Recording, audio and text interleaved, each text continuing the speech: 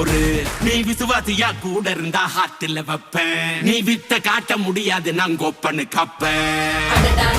ஜகதம் எருமிகளாங்கான சீரும் சிறப்பா முடியும் சம்பவ சீனு. நீ தகரா கொடுத்தா பிள்ளைங்க